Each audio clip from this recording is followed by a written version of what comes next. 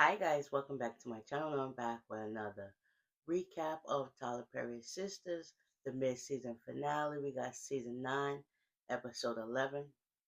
Surprise, surprise. Alright, let's get into it. So it continues off with, them backtracking what happened the day before, whatever the case may be. So Andy is at work. No,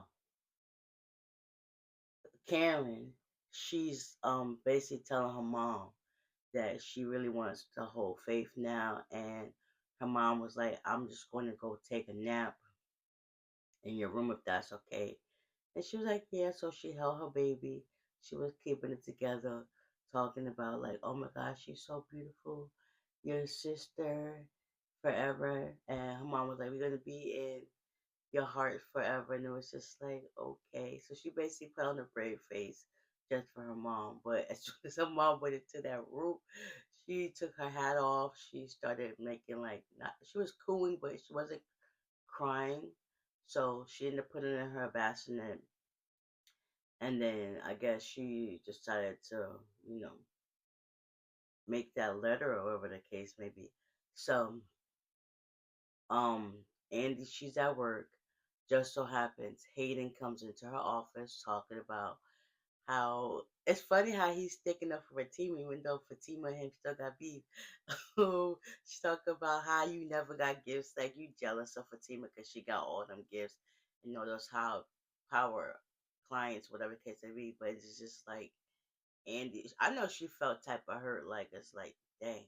But at the same time, you were busy, so make it make sense. If that was the case, they would have directly brought it to you. But since Fatima's her um assistant, she does everything that she's told to do. It's just like make it make sense. Yeah, you lost out on that opportunity. And plus, I don't even think, not for nothing, Andy. She has a different approach to people than opposed to Fatima. Fatima is more like caring and nurturing in that sense that makes people want to just be around her. So they gravitate to her more. Like Andy's more so of that stern person, and you just be like, okay, we're just strictly here for business. Okay, I gotta see how you rock. But anyways, nonetheless, so them two kept going back and forth at it, and then also Hayden threw in the fact that he's Mr. Cruz's like friend. He also had dinner with him and his wife, and that you're not getting no more evidence on that, and it is what it is. So Benson told him to keep that on the hush hush. If he told you to keep it on the hush hush, why the heck would you bring it to her? Never mind, I see why. So he could basically get under her skin. Never mind. Never mind. So he was like, you green eye monster. And she was like, you instigated Betty Betty always in girls' business because he's talking about how her friend circle is basically dwindling away. And she was like, how would you know? You don't even have any friends. And it's just like, whatever. So she kicked him out of her office, and that was that. Then next, she ends up calling Benson because she sees him in the hallway, and she was like, "Listen, I got more evidence on the case," and he was like, "Listen, I'm just gonna need you to drop it."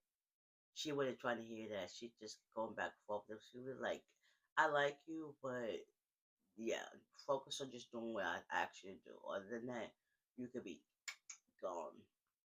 So that was that. Zach and Rich, they're chilling out at the bar. I think they're at Billy Jake's, I think, or the Steam Plant, one of the two. They having a drink. Zach is livid. He's basically mad that he found out that Chaz sent more gifts to Fatima and she didn't tell him. And he got the $600, $6,000 purse. And Rich was trying to like coach him off the ledge, like to not do any more damage than what he done. He basically asked the bartender for some more beers, and no, he already had his limit. And at this point, Zach is just going through the most. Rich also confided in him that he messed around with Penelope at the juice bar. He was just like, hold up, wait, but listen, it's been disinfected twice or whatever the case be, so you're good. So, other than that, Rich decided to call Sabrina to help get evidence. Well, not evidence, like get his address because he's in went through it. And first Sabrina was like, "Why do you have Zach's phone?" And he was like, "Let's just listen to me. He's hammered. He needs to, get this under control." So I'm texting his address. So it's like, "All right, cool, that's bad." All right. By this time, Fatima, she's in her office working, whatever the case may be. Andy comes in, was like, "Listen, Vincent said that he wants me to not pursue the case anymore." And I was just like, she was just like, "Do you think that's okay? You want to just listen to him?" That's her mind saying that. And Andy was just like, "Nope, I'm gonna pursue it anyway." So you really want to lose your job because you don't know how to just take no for an answer. Hmm. I would say, granted, she should have had like some of her other lawyer friends, because you know how she got connections. Have them take the case on for her, because then it would have been like a conflict of interest. It's just like, yeah, but Andy's gonna be Andy when it comes to certain things like that. So Fatima was just like, hmm.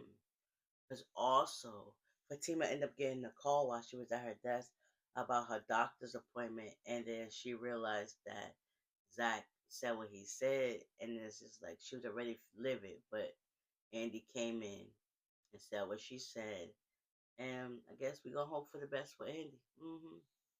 By this time, um, Sabrina, she's at work and she's chopping it up with Maurice, and Paige comes in to talk about some type of work they gotta do. And next, Dylan walks through with a box, talk about he got vision boards for Maurice. They need to complete the conversation they had the night before, and Sabrina could see the interaction reaction on their faces. Paige, she didn't pick up on like he was basically flirting with Maurice, and he needs to go somewhere else. But Sabrina was just like, "Paige, we got some stuff to do. We can check it out now." She's still talking about how Dylan do all this other stuff. She need to talk to him. Like, listen, girl, read the room. Like, even Maurice was like, "Get out of here, Kirsty Dusty." Like, what the heck? And then she left. And then basically, Maurice agreed to meet up with Dylan at his place. And yeah, the rest gonna be history. We gonna see. Meanwhile, Danny, she called off work early the rest of the day. She decided to go home. Tony's still lounging on the couch eating snacks, and her place is disarray. So she was just like, yeah, I thought she was going to find a job, clean up. He was like, "Listen, I'm just living in my moment, and I'm just, soaking it all in." And she was like, "Listen, I called off for the rest of the day, and I got to go meet up with my cousin and Sabrina for happy hour." And he was looking around the couch like, "I thought my invitation got lost. You was never invited." But anyways, he basically told her he had news for her, that he's planning on moving in with her and selling or renting his house. Bro, get your stuff and go back to your place. Come on now, listen. I like my peace of mind. So once he told her that, she started looking around. She got her purse, clearly ignored everything he said, and then walked right back out the door. He's looking around like, yo, it is what it is. So by this time, Danny done made it down to the farm. She ends up running into um Pam. Pam comes into the place like, "I'm here having a drink, girl." And Danny was like, "How do you know my schedule?" Because she's like, "You should be at work." And Danny was like, "You should be at the shop." She was like, "Listen, the shop is too much. I'm managing my business and her business." But Danny was like, "That's called multitasking." I like how Danny be like straight with it. She don't be trying to sugarcoat how people feel. Like, listen, it is what it is. Girl, get to work. That's what you signed up for. But then Pam was like, "I didn't want to leave my girl hanging." Yeah, so stop complaining and then go do your job. And then she was like, "You ain't see me here." She was like, "Yeah, whatever, girl." Next thing you know, Sabrina finally makes it to the place so they could sit down and have a drink. And yeah, next thing you know, Rock comes in and he was like, "That's Dr. Rock." She was just like, yeah. So then he basically was like, "I gotta go handle some patients," and so he ended up leaving.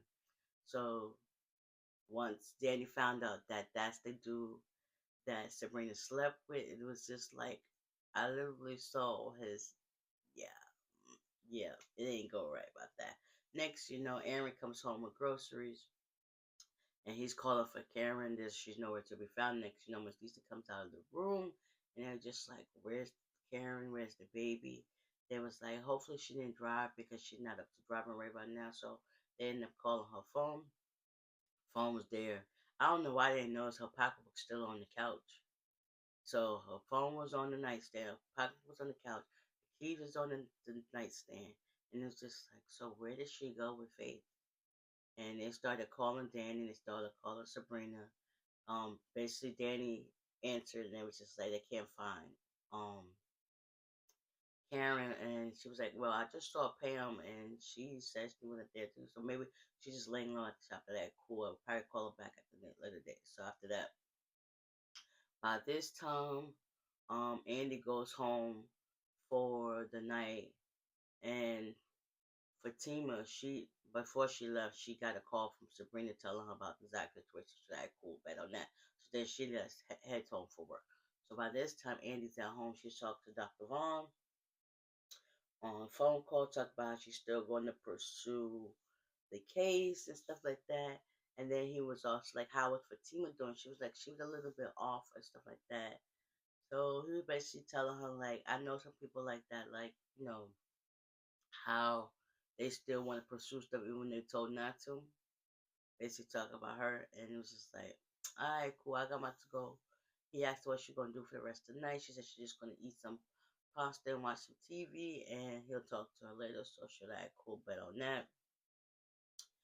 By this time, Fatima makes it home, and her and Zach get into it.